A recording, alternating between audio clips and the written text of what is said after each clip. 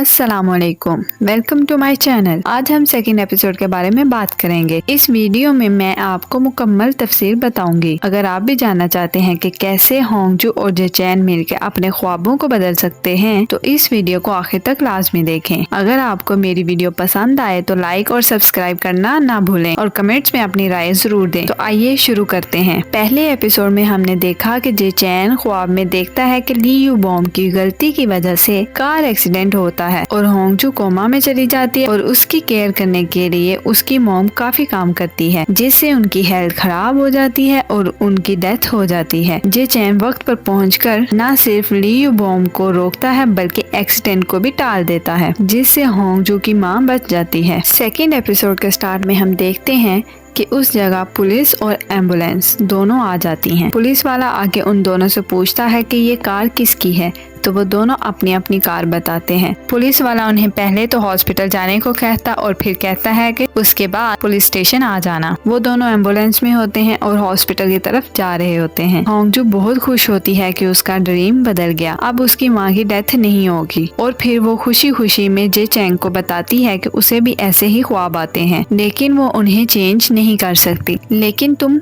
Dreams को change कर सकते हो। ये सब सुनकर जे चैन बहुत हैरान होता है। नेक्स्ट सीन में फेमस पियानिस्ट को दिखाया जाता है। इंटरव्यू के दौरान उसकी माँ बेहोश हो जाती है। वहाँ एक रिपोर्टर को उसके डैड पर शक हो जाता है क्योंकि वो अपनी वाइफ को बहुत ज्यादा मारा करता था और वो फौरन पुलिस बुलाता है और उसे अरेस्ट करवा देता है और उसकी माँ हॉस्पिटल एडमिट करा देता है। और इसके बाद सियोंग सोयून के पास आता है क्योंकि वो दोनों एक ही स्कूल में होते हैं, इसलिए वो उसे पूछता है क्या तुम ठीक हो। सोयून उससे गुस्सा होती है और कहती है कि तुमने कुछ नहीं देखा। सियोंग कहता है कि मैं किसी से कुछ नहीं कहूँगा। नेक्स्ट डे होंगजू को फिर एक ड्रीम आता है जिसमें उसने जे चैन की फुल डे रूटीन देखी होती है कि वो कहाँ कहाँ जाता है और क्या क्या करता है। वो उठने के बाद उसे अपनी डायरी में लिखती है और जे चैन का पीछा करके उसे बताती है कि आज उसने ड्रीम में क्या देखा। जे चैन उसे समझाता है कि वो अपने ड्रीम को एक्सेप्ट नहीं कर सकता क्योंकि उसे लगता है कि अगर वो कोई गलत ड्रीम को चेंज ना कर पाया तो उसे बहुत रिग्रेट होगा और बेहतर यही होगा कि तुम भी अपने ख्वाबों को लेकर परेशान होना छोड़ दो या फिर उन्हें बदलने के लिए किसी और को ढूंढ लो। वो कहती है कि कोई और नहीं, सिर्फ तुम कर सकते हो, पता नहीं क्यों पर तुम कर सकते हो। जे चैन ये सुनता है और कहता है कि कोई और ढूंढ लो, मिल जाएगा। ये कहकर वो वहाँ से चला जाता है। ये सुनते ही होंगजू काफी उदास हो जाती है और याद कर रही होती है कि पास्ट में वो कैसे अपने डैड को एक दिन काम पर ना जाने के लिए मना रही थी क्योंकि उसने पहले ही अपने ड्रीम में देख लिया था कि जिस बस को उसके डैड चलाते हैं उसमें टेररिस्ट ने बम प्लांट कर दिया है जिसकी वजह से उसके डैड की डेथ हो जाएगी। होंगजू इस बारे में अपने डैड को बताती है लेकिन उसके डैड उस पर यकीन नहीं करते और वो काम पर चले जाते हैं। होंगजू का ड्रीम सच हो जाता है और उसके डैड की डेथ हो जाती है। वहीं दूसरी तरफ जे चैंग स्टेशन से बाहर आता है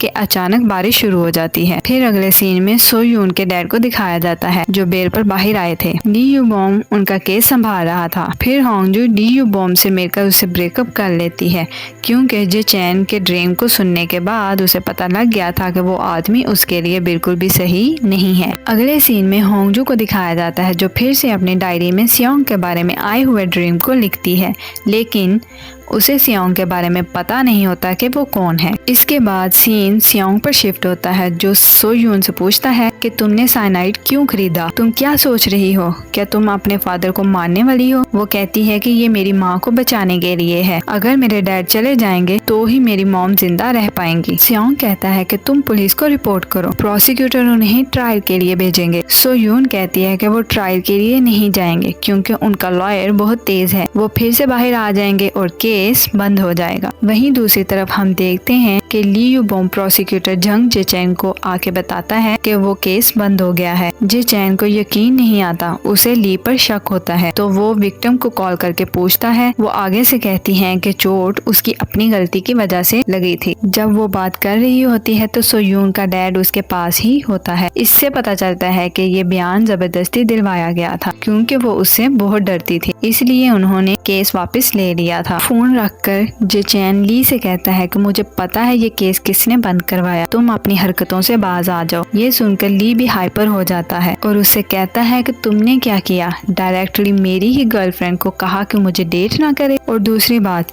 तुमने मेरी कार क्रैश की जब मैं उसे चला रहा था और इस सब के बावजूद इस केस को लेकर तुम मुझसे फाइट कर रहे हो। और ऑफिस में ये बात आग की तरह फैल जाती है। इसके बाद जे चैन काम करते हुए सो गया था। जब उसकी आंख खुलती है तो वो सियोंग को कॉल करके सीधा उसे घर आने को कहता है, क्योंकि उसने ख्वाब में देखा था किसी क्राइम के केस में उसे पुलिस ले जा रही है जहाँ पर होंगजू भी होती है। जे चैन फौरन होंगजू के पास आता है और उसे हेल्प करने को कहता है और बताता है कि उसने क्या ख्वाब में देखा। जब होंगजू को पता चलता है कि सियोंग जे चैन का भाई है तो वो उसे अपने ड्रीम के बारे में सब बता देती है। वो बताती है कि ड्रीम में कोई आदमी किसी औरत को मार रहा होता है। ये देखकर सियोंग उसे मार देता है और बताता है कि ये सब मेरे बड़े भाई की वजह से हुआ है। यहीं पे ये एपिसोड खत्म हो जाता है। और इस एपिसोड में हमने देखा कि जे चैन और होंगजू के ख्वाबों में आने वाले वाकयात बदल सकते हैं और इस वाक्य के बाद होंगजू के ख्वाबों की सच्चाई जे चैन भी समझने लगता है और वो दोनों समझते हैं कि इनके ड्रीम्स की वजह से फ्यूचर में होने वाले खतरात को वो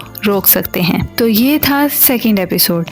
उम्मीद है कि आपको मेरी ये वीडियो पसंद आई होगी। वीडियो देखने के लिए आप सबका बहुत बहुत शुक्रिया। अगर आपको ये वीडियो अच्छी लगी है तो लाइक और शेयर ज़रूर करें और मज़ीद वीडियो के लिए मेरे चैनल को सब्सक्राइब करें। कमेंट में मुझे बताएं कि आपको ये एपिसोड कैसा लगा और आगे कौन सा ड्रामा देखना चाहते हैं। तब तक के लिए अल्लाह हाफिज़।